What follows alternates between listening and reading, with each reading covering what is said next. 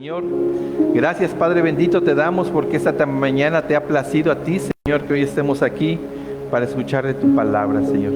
Gracias también, Padre bendito, porque nos has regalado un momento maravilloso de comunión en este tiempo de adoración hacia ti, Señor. Permite, Padre bendito, que esto sea solamente el inicio de esa relación dulce, estrecha, amorosa que tú deseas con todos y cada uno de nosotros. En el nombre poderoso de Cristo Jesús. Amén. Tomen sus asientos, por favor. Vamos a compartir la palabra. Vamos a darle la bienvenida a los que están conectados en redes. Bienvenidos. Y les vamos a hacer una invitación muy cordial. Cuando estamos en redes, en todas partes, nosotros podemos recibir de la palabra de Dios. Pero cuando venimos además aquí a la iglesia, podemos recibir el abrazo, el cariño de los hermanos, y eso es aún más bello, o complementa lo bello que es el de recibir de la palabra. Y bueno, salude a su hermano, salúdese, ¿cómo ha estado en la semana? Voltee para atrás, ¿cómo han estado? ¿Bien? ¡Ey, mire eso! Eso no lo pueden hacer los de las redes, ¿ya vio? Muy bien, saludos hermanitos, muy bien. Miren, vamos a tocar este tema. La prédica se llama Acepto mi espina, y van a ver ustedes durante el desarrollo de este tiempo cómo todos tenemos una espina con nosotros, como lo dice Pablo, una espina en la carne. Pero vamos a ver también lo trascendente que es que nosotros conozcamos, aceptemos y vivamos con esa espina, porque eso es lo que nos va a permitir que al final alcancemos el máximo de nuestro llamado, como dicen hoy día, que podamos desarrollar el máximo de nuestro potencial, que todas aquellas habilidades, dones, destrezas que Dios ha puesto en cada uno de nosotros pueda irse al límite. Y aquí el tema es que el límite no está en el mundo, el límite no está en la carne, sino el límite está en lo que Dios tiene designado para nosotros en su voluntad, como dice su palabra, desde antes que naciéramos. Vamos a contextualizar. Miren, hay una debilidad humana, o un conjunto de debilidades humanas que todos tenemos. Todos la llevamos con nosotros. Recordemos que venimos de un mundo caído, a partir de lo que hemos convenido por llamar el pecado original, ¿no? Ese pecado que ocurre en el Edén con Adán y Eva, y que se ha transmitido a partir de allí de generación en generación, y que está en nosotros. Y les hablo hoy día de la exaltación. La exaltación, el sentirnos en un determinado momento que somos más hábiles, que somos más diestros, que tenemos mayores capacidades que nuestros hermanos, que nuestros hijos, que nuestros compañeros de trabajo, que nuestra esposa. Nosotros todos en algún momento lo llegamos a sentir. El asunto es cómo esta actitud que nosotros podemos tomar ante las habilidades que Dios ha puesto en nosotros, lo logramos canalizar de manera tal que se convierta en un incentivo, como ya dijimos, para alcanzar el máximo de nuestro llamado, porque también se convierte en una limitante. ¿Recuerdan la prédica del miércoles de mi esposa que decía que la ofensa forma barreras y nos aísla? Pues la exaltación, el orgullo, la jactancia, la soberbia, que no necesariamente son sinónimos, pero que tienen que ver con la misma idea, nos hace que formemos barreras y que nos separemos. Nos da una falsa sensación de independencia, de autonomía, del que todo lo puedo. El tema es que cuando nos falta en esa ecuación el todo lo puedo en Cristo porque me fortalece, entonces ahí nos estamos metiendo en un grave problema. Entonces hoy vamos a ver eso. Vamos a buscar hacia el final de la prédica que nosotros tengamos una serie de ideas que nos ayuden a cómo administrar eso. Todos necesitamos una parte de orgullo. Miren, Dios lo sintió, el mismo Jesús lo experimentó, pero lo administró de una manera tal que le permitió, aún delante de fariseos, ¿recuerdan cómo los nombró? Les dijo, hipócritas. Y no lo dijo una vez, lo repitió. Ese tipo de emociones que nuestro Señor Jesús manifestó en su vida, también nosotros las tenemos. El asunto es que nosotros muchas veces las canalizamos de manera incorrecta. Miren, la Biblia nos da muchas referencias de esto. Les voy a hablar de Sansón. Y seguramente que todos ustedes conocen y han leído de Sansón. ¿Recuerdan? El hombre físicamente más fuerte sobre la tierra. El tema es que Sansón no solamente era el hombre más fuerte físicamente sobre la tierra, era un ungido del Señor. El Señor lo eligió para que fuera parte del liderazgo de su pueblo, del pueblo judío. Pero él en el camino fue haciendo que esa fuerza lo separara de la voluntad de Dios. Lo separara. ¿Recuerdan cómo acaba Sansón? ¿Se recuerdan? Muerto, aplastado, ciego. Los últimos días, dice la Biblia, que Sansón, como era tan fuerte, lo amarraron a un molino para que moliera. Ciego, le sacaron los ojos. Es trágica la vida de Sansón. Pero Sansón en el camino se sentía tan poderoso que dijo: yo no necesito de Dios, yo no necesito cumplir la voluntad de Dios, yo puedo desobedecerlo. Y tenía una espina en la carne Sansón. ¿Recuerdan cuál era su debilidad? Las mujeres. Las mujeres eran la debilidad de Sansón. Él incluso dice la palabra que no solamente tuvo relaciones sexuales fuera del matrimonio, sino que lo hizo con prostitutas. Eso no es agradable a Dios. Pero eso tenía que ver con esa falsa idea de que él era suficiente en sí mismo. La historia de Sansón no acaba bien. Y era un ungido del Señor. Hay otras referencias, no le voy a llamar ejemplos porque esos no hay que seguirlos. Pero hay otras referencias en la Biblia. Ustedes seguramente recuerdan de Saúl. Saúl, el primer rey de los judíos. Cuando el pueblo judío dice: Señor, danos un rey que nos lidere, que nos guíe, así como lo tienen los pueblos, los otros pueblos. Y Dios le place y elige a Saúl. Y entonces Saúl, en el tiempo también de su reinado, se separa de la voluntad de Dios. También se cree que es suficientemente fuerte para incluso engañar a Dios, ¿no? Recuerden esa historia con Samuel, cuando Dios le da la instrucción: ve y acaba, extermina con este pueblo, y él dice: lo hice y no era verdad, ¿no? ¿Y cómo acabó Saúl? Muerto, y toda su descendencia con él, en una batalla. No quedó nada de la descendencia de Saúl, a excepción de un nieto, ¿no?, que después se hace importante en la historia bíblica también, pero así acaba. Entonces esa es otra referencia de que la exaltación, el orgullo, el sentirse que puedo más que los demás, y eso cuando me separa de la voluntad de Dios, no termina bien. Hay otra referencia que quiero compartir con ustedes. ¿Se acuerdan seguramente de Coré?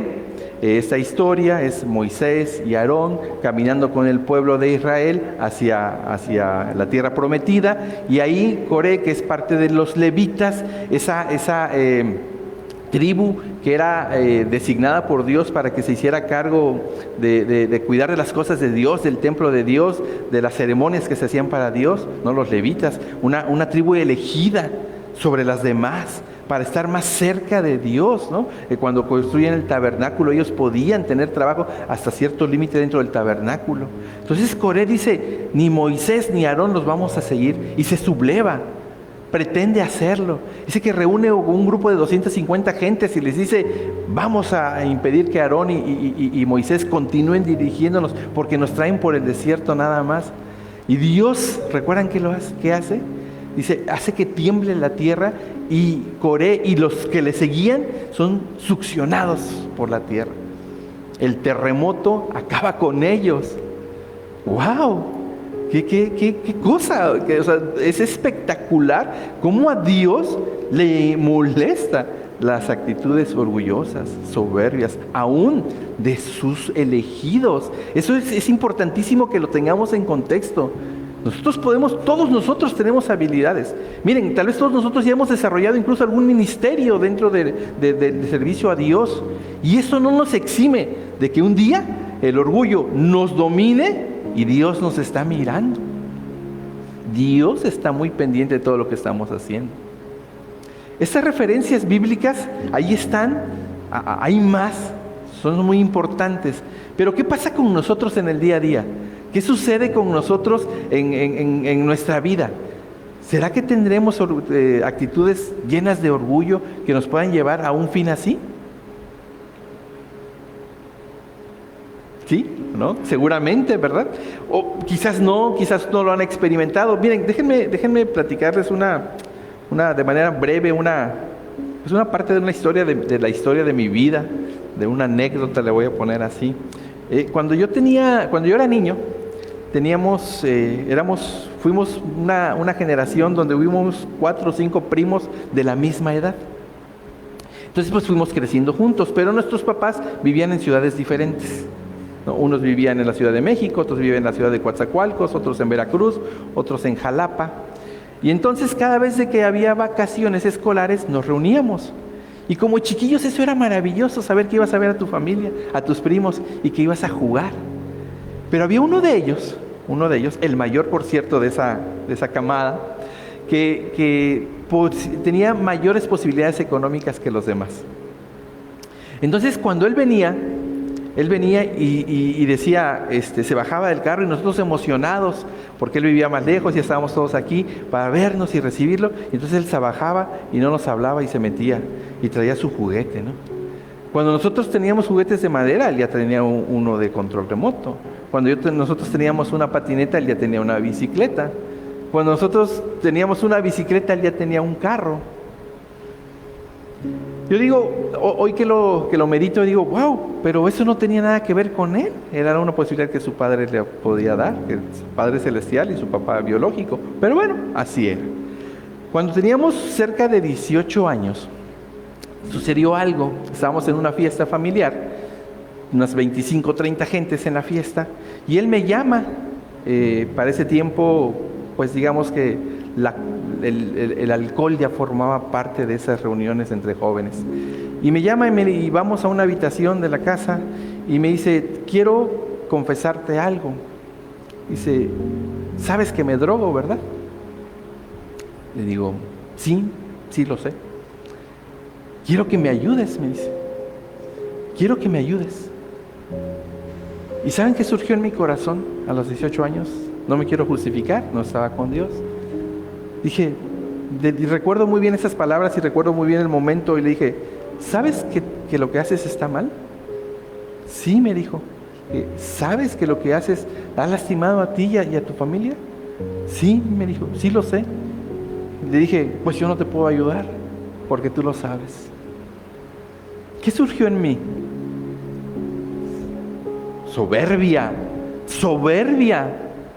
Miren, esa soberbia a mí por muchos años me siguió. Y no voy a ponerme melodramático con ustedes, pero mi vida no caminó del todo bien. Quizás yo no caí en las drogas como mi primo, pero tuve otras faltas, otros pecados muy fuertes que marcaron mi vida. Muy fuertes.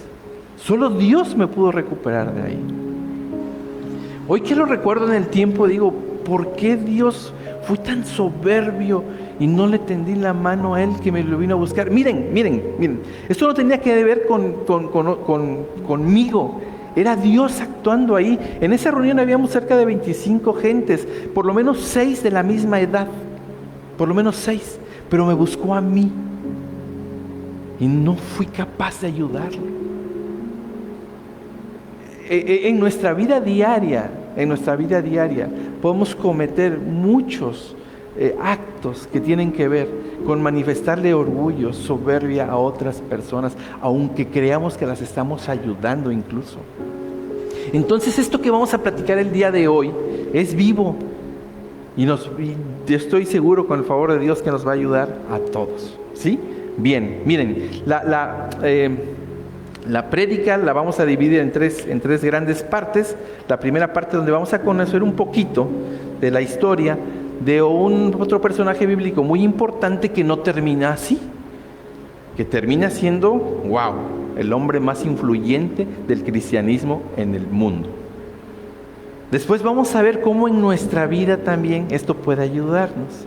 Y al final, la tercera parte de la prédica, vamos a tratar de construir algunas ideas de cómo entonces, con esto que estamos contextualizando y aprendiendo, podemos tener herramientas en nuestra vida para no cometer los errores como el que les platicaba. Si nos ayudas con la primera, hermanita, en la segunda carta a los Corintios, en el capítulo 12. Miren, esta es una parte de la Biblia que relata Pablo y dice así, allí lo tienen ustedes: ciertamente, dice, no me conviene gloriarme, pero vendré a las visiones y a las revelaciones del Señor. Así dice. Continuamos hasta adelante. Conozco a un hombre en Cristo, se refiere a él, que hace 14 años, si en el cuerpo no lo sé, si fuera del cuerpo no lo sé, Dios lo sabe, fue arrebatado hasta el tercer cielo, hasta el paraíso, a la morada celestial. Wow. Y conozco a tal hombre, si en el cuerpo o fuera del cuerpo no lo sé, Dios lo sabe, que fue arrebatado, la repetimos, es para adelante, hermanita. Adelante. O lo leo aquí.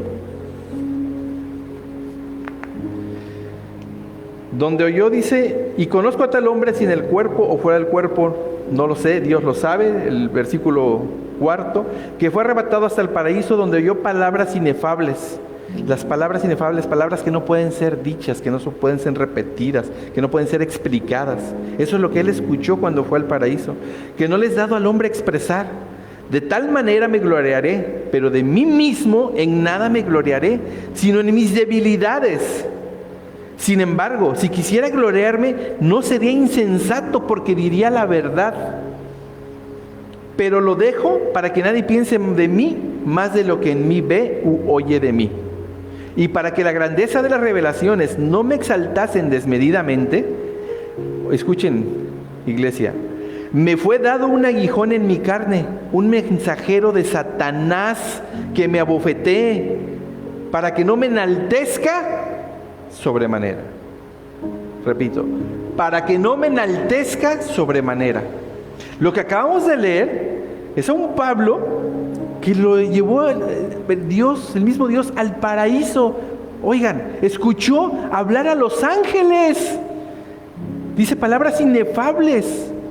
¿Sería que tendría posibilidades Pablo de exaltarse? Claro que sí. ¡Wow! Claro que sí. Y él dice, pero sin embargo, Dios, que tanto me ama, dice, me dio un aguijón en la carne. Un mensajero de Satanás que me abofetee, que me recuerde siempre que todo lo que tengo lo tengo porque a Dios le ha placido. Dice, respecto a lo cual, 3 veces en el versículo 8, he rogado al Señor que lo quite de mí, y me ha dicho, bástate mi gracia. Seguramente todos hemos escuchado esta porción. Bástate mi gracia, porque mi poder se perfecciona en las debilidades. Por tanto, de buena gana me gloriaré, más bien en mis debilidades, para que repose sobre mí el poder de Cristo. Por lo cual, por amor a Cristo, me gozo en mis debilidades, en afrentas, en necesidades, en persecuciones, en angustias. Porque cuando soy débil, soy fuerte. ¡Wow! ¡Wow! Miren, Pablo, si alguien tiene su Biblia ahí, Pablo escribió, el Espíritu Santo le inspiró a Pablo 13 de los libros del Nuevo Testamento. Hay algunos que dicen que son 14. Los teólogos se pelean entre que si Hebreos es de Pablo o no lo es. Yo creo que Pablo no va a estar disgustado por uno, ¿verdad? 13 de los libros, 48% del Nuevo Testamento fue inspirado a Pablo. 48%. Si nosotros juntáramos la Biblia, Nuevo Testamento y Antiguo Testamento, los 66 libros, 20%, 1 de cada 5 libros los inspiró Pablo. Los inspiró Dios a Pablo. ¡Wow! O sea, Pablo no fue cualquier escritor, no fue cualquier apóstol de Dios. Fue la persona que más libros de los que hoy día nos hacen vivir una vida en Cristo, escribió. Todos sabemos que la inspiración viene de Dios, pero a alguien se la inspiró y a Dios le plació que fuera Pablo. ¡Wow!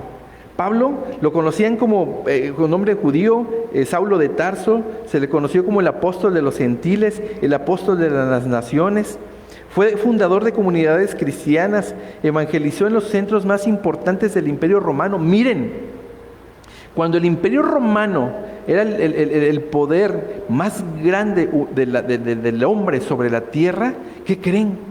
Pablo se atrevió ahí a ir y decirles: ustedes son pecadores, ustedes fornican.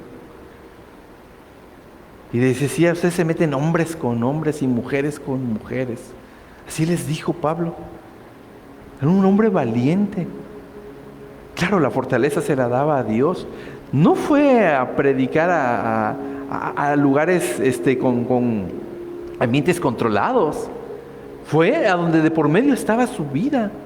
Navegó, fue una persona que efectivamente cumplió lo que el Señor Jesucristo nos dijo: ir y comunicar el Evangelio por todo el mundo, parafraseándolo. Pablo lo hizo. Hoy día reconocemos, como se los platicaba en el principio, a Pablo como el hombre más influyente en el cristianismo del mundo. En la iglesia primitiva, en la iglesia cuando después de que Jesús muere, el hombre que más compartió el Evangelio del Señor fue Pablo.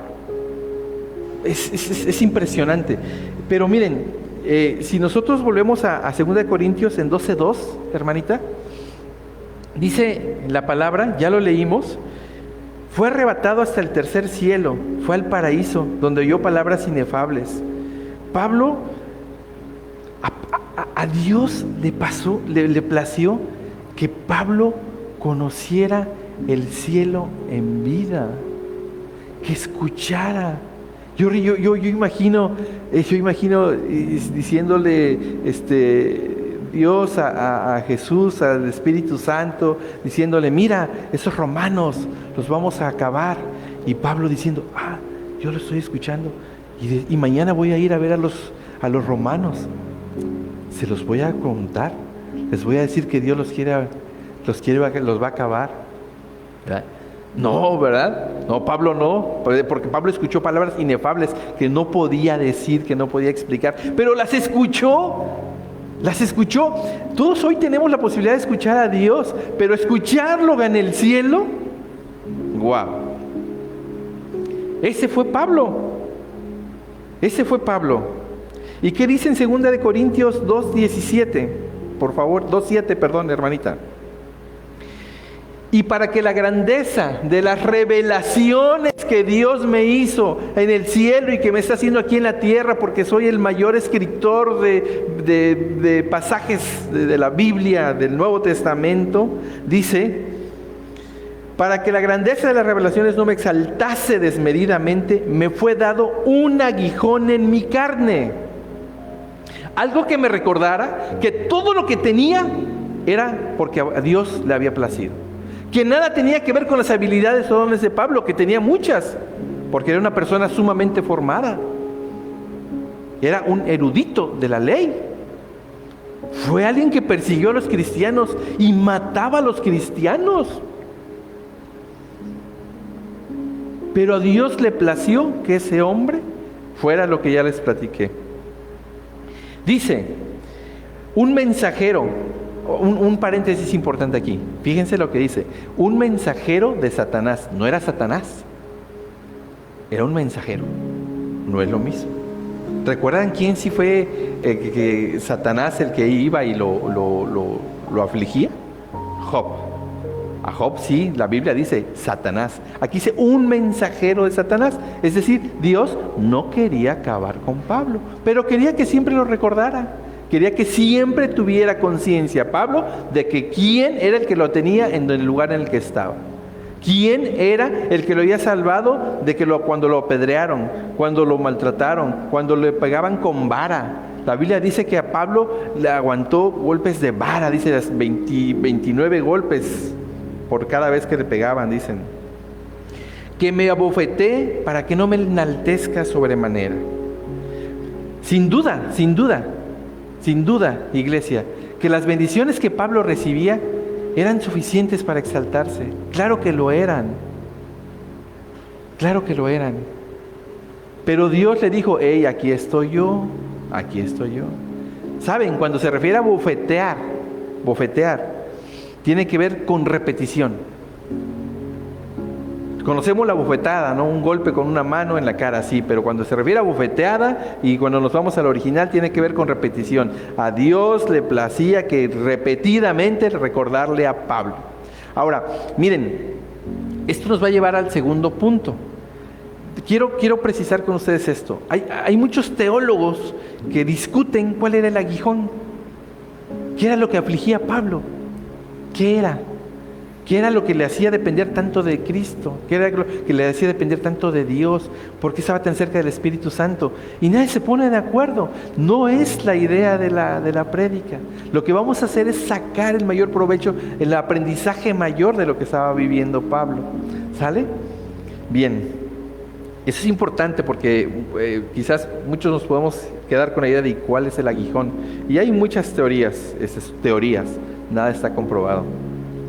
Bien, vamos a iniciar el segundo punto, con esto en mente, con estas verdades en mente. ¿Cómo puedo aplicar todo esto en mi vida? ¿Cómo sucede en mi vida más bien? ¿Cómo sucede en mi vida? ¿Cómo el orgullo, la autoexaltación? Importante. Hay ocasiones en que la exaltación viene porque otros reconocen las habilidades que Dios ha puesto en mí. Unos pueden decir, oye, qué bueno es esta persona para su empleo, ¿no? Qué bien hace su trabajo. Oye, qué buen padre es. Oye, qué buen hermano es. Cuánta misericordia manifiesta. Oye, qué buen empresario es. Todo lo que toca lo convierte en oro. Y alguien se fija en esas cualidades. Pero saben, escucha, iglesia, también tendemos a autoexaltarnos, a que nosotros mismos saquemos a flote esas habilidades. Y eso es malísimo, porque si ni siquiera tiene que ver con el reconocimiento de los demás, Dios las puso en nosotros y nos autoexaltamos. Entonces en nuestra vida eso sucede, pero seguramente, más de uno nos hemos preguntado en alguna ocasión, ¿por qué mis finanzas no mejoran? ¿Por qué trabajo más? ¿Por qué me esfuerzo más? ¿Por qué cada vez tengo incluso mayores inversiones? Se nota que estoy progresando, pero en el fondo mis finanzas no prosperan como pudiera ser con todo el esfuerzo que hago. ¿Se han preguntado tal vez eso? ¿Por qué? Porque tal vez se han preguntado, ¿por qué tengo este padecimiento de salud? Oye, ¿soy el único en mi generación, en mi familia que lo tiene? Ni mi mamá, ni mi papá, ni mis hermanos, ni mi abuela. Y yo tengo este padecimiento. ¿Por qué? ¿Por qué? Seguramente hemos dicho, ¿por qué a mí? Nos hemos preguntado, ¿verdad? ¿Por qué mi hijo es mal estudiante? ¿Por qué mi hijo se droga? ¿Por qué mi hijo no tiene mi carácter? ¿No se parece a mí? ¿Por qué mi hijo no es buen estudiante? ¿Por qué si yo le muestro los diplomas que tengo de cuando yo tenía su edad y no es buen estudiante? ¿Por qué es perezoso? ¿Por qué mi hijo es perezoso? ¿Por qué? ¿Por qué me pasó a mí? Oye, cuando voy en la calle, cuando voy con mis familiares, me dicen, oye, qué excelente padre eres, pero mi hijo tiene esas cualidades o características que me incomodan. ¿Por qué? Tal vez nos hemos preguntado, ¿por qué me casé contigo? ¿Por qué me casé contigo? Yo era el mejor partido, tenía un montón de opciones, todo el mundo se quería casar conmigo y me vine a casar contigo. ¿Por qué? ¿Por qué? Seguramente también nos hemos preguntado, ¿por qué me casé contigo? ¿por qué eres mi socio? ¿Por qué ese socio? Y pónganle ustedes el calificativo que quieran. ¿Por qué mi socio es tan... y yo soy tan trabajador? Soy el que tiene mayor inversión en la empresa. Soy el que llega más temprano al trabajo. ¿Pero por qué? ¿Por qué me dio Dios este socio? ¿Se lo han preguntado? ¿Ha pasado por su vida eso? Ahí está el aguijón. Ahí está lo que Dios quiere modelar en nosotros, moldear en nosotros.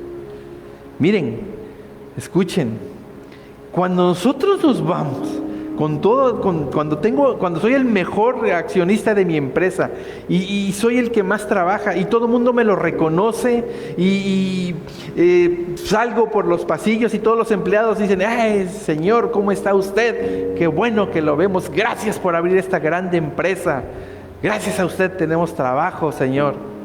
No es como su socio, usted siempre llega temprano. ¿Qué va a pasar con nosotros? ¿Cómo vamos a empezarnos a sentir? ¿No?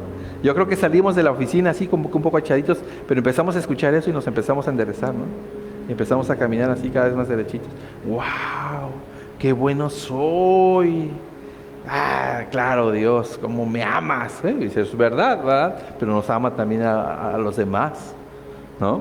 Entonces, si nosotros no tuviésemos algo que nos limite, que nos detenga, que nos administre el orgullo, podemos llegar a esas historias bíblicas que platicamos hace rato.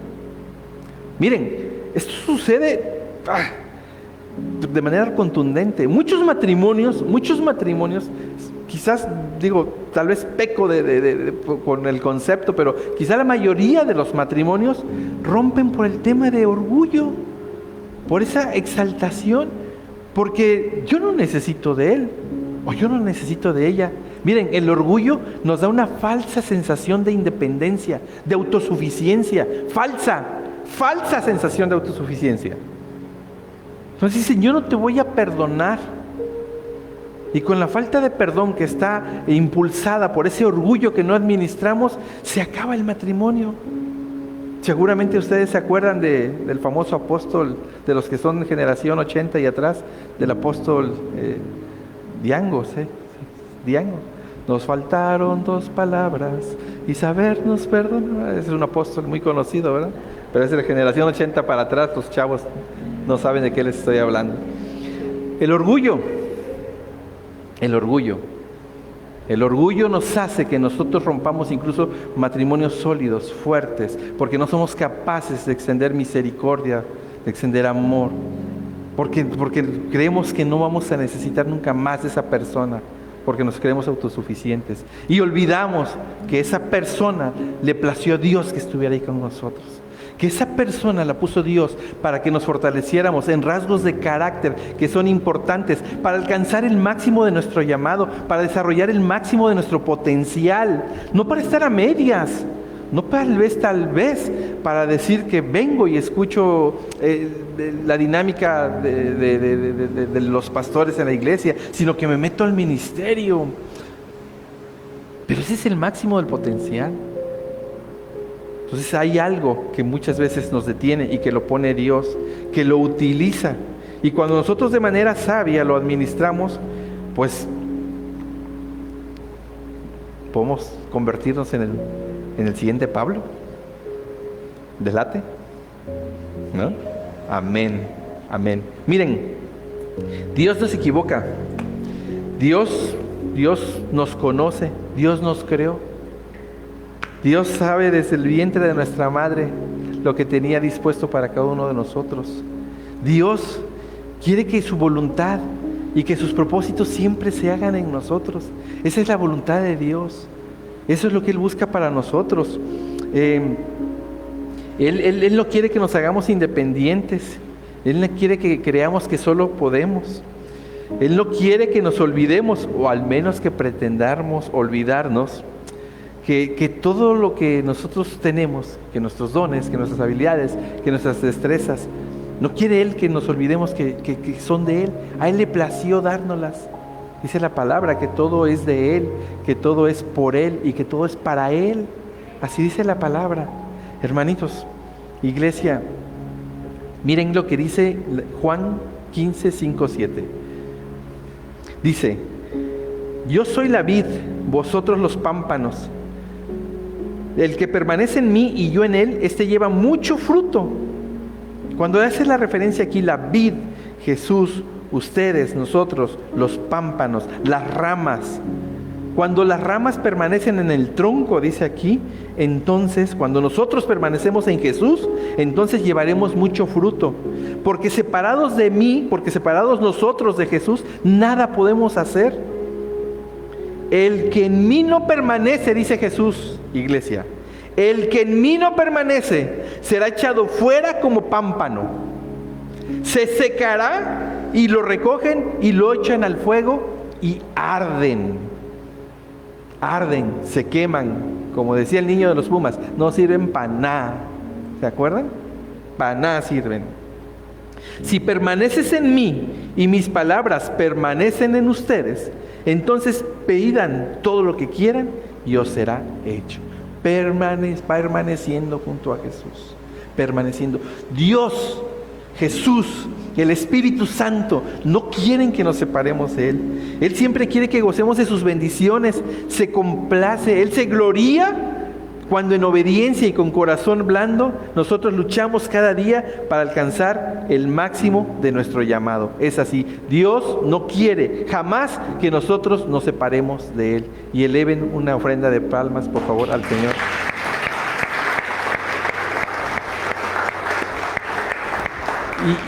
Y elevamos esta ofrenda de palmas porque nosotros somos obcecados, somos necios y nos gusta irnos por el camino corto, por el camino que está fuera de la palabra de Dios, pero Él siempre está ahí con nosotros.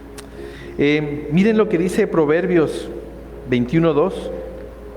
Porque todo camino del hombre es recto en su propia opinión, pero Jehová pesa nuestros corazones. Jehová sabe lo que somos. Jehová sabe lo que nos enaltece, lo que nos autoexalta, lo que nos llena de orgullo. Jehová lo sabe. Jehová pesa nuestros corazones. Dios sabe, Él sabe. Entonces, ¿qué es lo que va a activar ese gen del orgullo en nosotros? Él lo sabe. Aquí hay muchos jóvenes.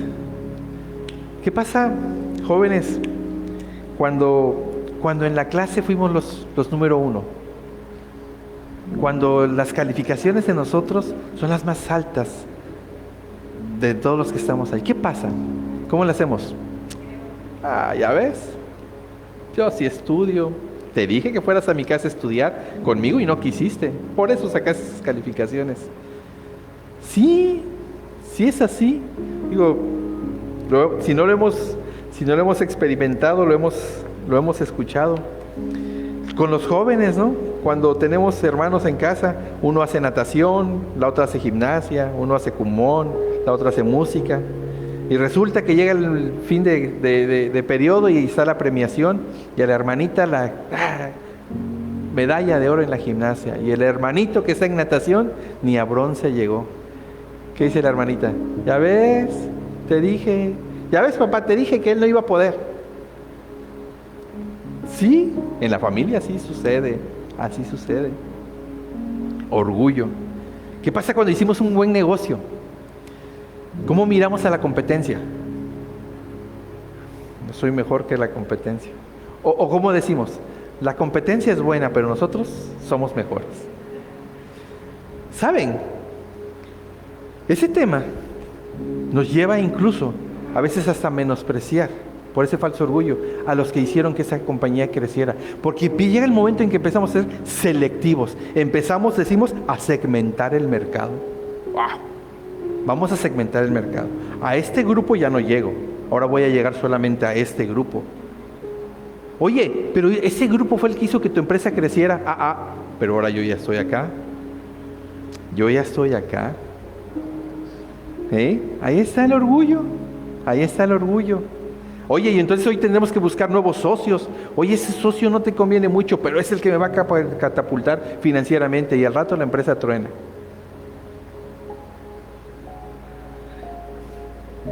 Cuando me ascienden en mi trabajo, ¿qué pasa cuando me ascienden en mi trabajo? ¿Cómo llego el día siguiente que me dieron el ascenso, no? Hasta les invito el desayuno. Hasta el desayuno les invito y digo, pues era normal. Esa persona pues no trabaja como yo trabajo, ¿no? ¿Qué pasa cuando con mi esposa, con mi esposo? ¿Cuántas veces le reclamamos por nuestro falso orgullo? ¿Cuántas veces decimos, te dije que no era así? Yo te dije y te equivocaste. Oye, pues sí, entonces ayúdame. Pero no, es el orgullo. Vamos a ir concluyendo con el tercer punto y tiene que ver con ¿por qué debo de aceptar mi espina? ¿Por qué debo de aceptar esa condición que Dios ha puesto en mí que me hace que me impide que yo me separe de Él? ¿Por qué? Porque con humildad y obediencia es solamente como puedo llegar al máximo de mi llamado. Y con lo que hemos visto, creo que todos podemos coincidir, sin duda, en que la exaltación forma parte de nosotros. En mayor, en menor medida, con mayor frecuencia o con menor frecuencia, con mayor intensidad o en menor intensidad, pero todos la vivimos, en casa, en el trabajo, en la iglesia. ¿Creen ustedes que en la iglesia se da la exaltación? ¿Sí? ¿Han escuchado? Seguramente llega una oveja con el pastor. Pastor, mire, le traigo esta prédica, métase a esta liga, es una prédica buenísima, pastor. Habla del orgullo. Ah, sí, ¿quién la dio? Pues la dio Dante Gebel. Y entonces dice el pastor, ese fanfarrón. No, ese es pura mentira. No. Ten cuidado con lo que escuchas, Deberías escuchar nomás lo que predicamos en esta iglesia, porque aquí sí solamente predicamos la verdadera doctrina, la sana doctrina. Y entonces la oveja se va y dice, qué bueno que usted no tiene orgullo, pastor. Qué bueno que usted no tiene orgullo. También en las iglesias, desafortunadamente, surgen este tipo de conductas. La exaltación está en todas partes. Si nosotros nos vamos a Corintios 12, 8 al 10, por favor, Gavita. Dice, respecto a lo cual 3 veces he rogado al Señor que lo quite de mí. Pablo le dice, quítame esto que me está afligiendo, quítame esto que duele, quítame esto que punza, quítamelo, Dios. No una vez, por 3 veces, quítalo de mí. ¿Y qué le contestó el Señor? Y me ha dicho, bástate mi gracia porque mi poder se perfecciona en la debilidad. Bástate mi gracia. Gracia aquí en el original tiene que ver con las bendiciones dadas. Bástate con todo lo que te he dado. Sé suficiente conmigo, que yo sea suficiente para ti. No me pidas que te quite eso. Sigue en la aflicción, prácticamente le dice el Señor. Y entonces Pablo dice, pues de buena gana me gloriaré, más bien en mis debilidades. ¿Cómo lo aplicamos? ¿Cómo aplicamos estas verdades? Y miren, aquí vamos a convenir en 5 puntos. 5 puntos vamos a convenir aquí. El primero tiene que ver con conocer cuál es nuestra espina. ¿Cuál es? ¿Qué es eso que Dios? No es lo que me saca de la voluntad de Dios porque soy desobediente. No. ¿Qué es eso que aunque yo me permanezca en los caminos de Dios, hay algo que siempre está ahí? ¿Mi esposa? ¿Mis hijos? ¿Mi jefe? ¿Mi ministerio? ¿Mi pastor? ¿Qué es? ¿Quién es? Eso solamente es en comunión con Dios, orando, pidiéndole a Él que nos revele. Señor, revélame, como dijo Salomón, dame sabiduría, quiero entender qué es lo que me tiene detenido, qué es lo que, aunque parezco que avanzo un paso hacia adelante, van 2 para atrás. ¿Qué es, Señor? ¿Cuál es mi espina?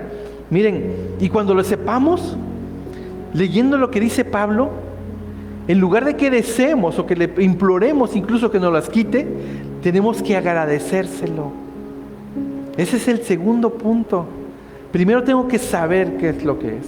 Y después agradecérselo. Señor, en gratitud. Gracias, Señor. Porque si tú no me hubieras puesto esa espina en la carne, hace tiempo que yo me hubiera ido de tu presencia, Señor. Hace tiempo, Señor, que yo hubiera dejado esos caminos rectos por el camino fácil, Señor. Hace mucho tiempo. Gracias, Señor. Actitud de gratitud. De gratitud. Como dice Pablo allí en su palabra, de buena gana me gloriaré.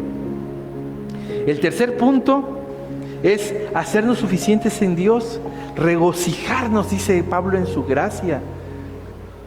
Lo que tengo, lo tengo porque a ti te ha placido, porque tú me lo diste, porque tú me miraste con ojos de amor. Tú, Dios, nada hice yo para merecerlo, nada, nada. Yo le digo a mi hija cuando la escucho cantar, digo, mi amor, ni tu mamá ni yo nos paramos en la tienda de la esquina a decirle, señor de la esquina, me da 20 pesos de voz para mi hija. Yo quiero que mi hija sea cantante, deme 20 pesos para mi hija. Nadie, a Dios le plació. Es así, nuestras virtudes y nuestros dones son de Él. Nosotros a veces podemos perfeccionarlas, pero lo que Dios nos dio es solamente su voluntad, su soberanía. Entonces tenemos que sernos suficientes en Él, tenemos que regocijarnos en Él. Hay habilidades que no nos dio, tenemos que entenderlo. Hay virtudes que no vamos a desarrollar aunque dediquemos nuestra vida en ello, porque no es la voluntad de Dios. Por eso están tantos ministerios. Por eso alguien le dio el ministerio de niños y no le dio el ministerio de matrimonios, porque las habilidades que Dios puso en esa persona tienen que ver con el amor a los niños, la gracia que le da para reflejarse con los niños y no con los matrimonios. Pero decimos, no, yo quiero ir al de matrimonios y yo quiero ir al de matrimonios, no es allí. Entonces tenemos que hacernos suficientes con lo que Dios nos ha puesto, con lo que Dios nos ha otorgado. Miren, Efesios 2, 8 y 9, miren lo que dice la palabra bendita de Dios. Porque por gracia sois salvos por medio de la fe, y esto no de vosotros, dice, pues ese es don de Dios, no por obras para que nadie se gloríe. ¿Por qué compartimos este versículo en esta parte? Porque a Dios le ha placido por gracia darnos la salvación, hasta incluso la salvación, por gracia. No importa lo que hagamos, no importa el tiempo que le sirvamos, no importa. Lo estoy haciendo en referencia a la salvación. Desde luego que todo eso me ayuda a vivir en santidad y lograr yo también estar en ese camino que me lleve en santidad hacia la vida eterna. Pero Dios dijo así, no es por tus obras, no es por tus obras, es porque a mí me plació, es por gracia. El cuarto punto, tengo que reconocerme débil y tengo que aceptarlo. En 2 Corintios 12:10, Gaby, dice, y al que ustedes perdonáis, dice, yo también, porque también yo lo que he perdonado, si algo lo he perdonado por vosotros está, ese no es. Dice, porque cuando soy débil, 2 Corintios 12:10 es, porque cuando soy débil, soy fuerte. Entonces tenemos que reconocernos en la debilidad. Tenemos que reconocer nuestra debilidad. Cuando oramos a Dios y decimos, muéstrame la espina, no me la quites, gracias por ello. Ahí muestro esa debilidad, me hace fuerte. Esta frase que parece que es choca y que es contraria, es maravillosa. ¿Por qué? Porque nunca me quita la posibilidad de depender de Dios. Nunca.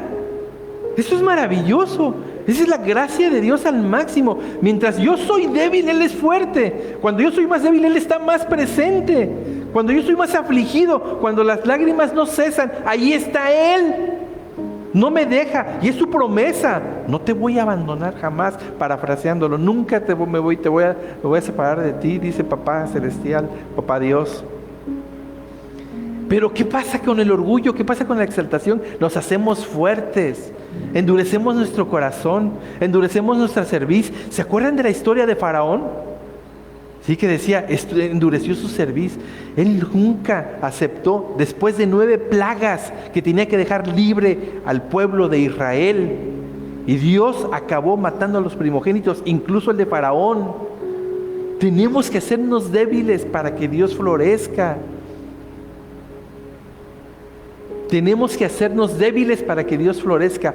Eso, iglesia, es importantísimo. Si nosotros logramos eso en nuestra vida, vamos a disfrutar seguramente la gloria que Dios tiene para nosotros en la eternidad. Amén. Por último, y el quinto punto de estos 5 convenios que logramos esta mañana para que la exaltación no nos tome a veces por sorpresa, a veces entendidos, y nos saque de la voluntad de Dios, es la humildad. La humildad. La humildad. Tenemos el testimonio de humildad más importante para todos nosotros, que es Jesús, ¿no? Jesús nació en un establo. Jesús, cuando fue a conquistar Jerusalén, entró en un, ¿se acuerdan? La Biblia dice un pollino, en un burro.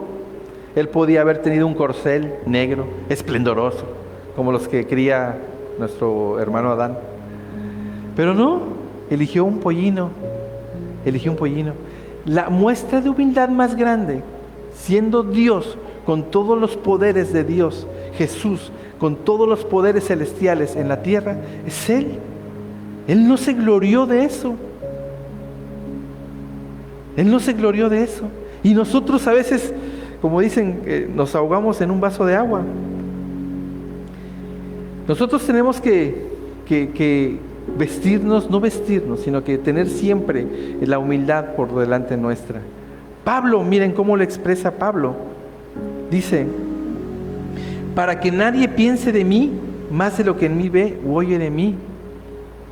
Así lo dice Pablo en la palabra en Corintios 12. Si ¿tienes Santiago 4:6, Gavitita? Porque miren lo que dice la palabra. Porque es la mayor gracia, por esto dice: Dios resiste a los soberbios y da gracia a los humildes. A Dios no le gustan los soberbios. Aplausos.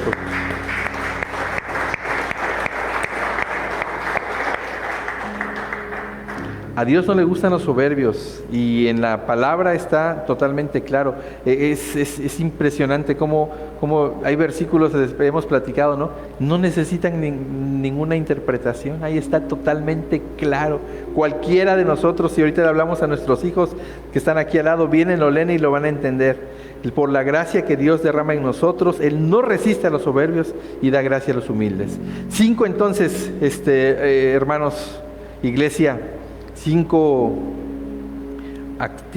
acciones que podemos seguir para que la exaltación o la soberbia no nos alcance y nos separe de la voluntad de Dios.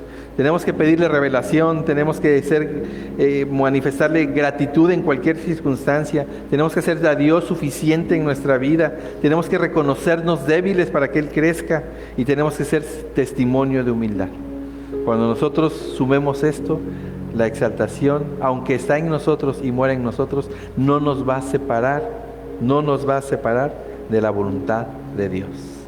Amén. Amén. Vamos a despedir a Redes porque vamos a entrar al momento de administración.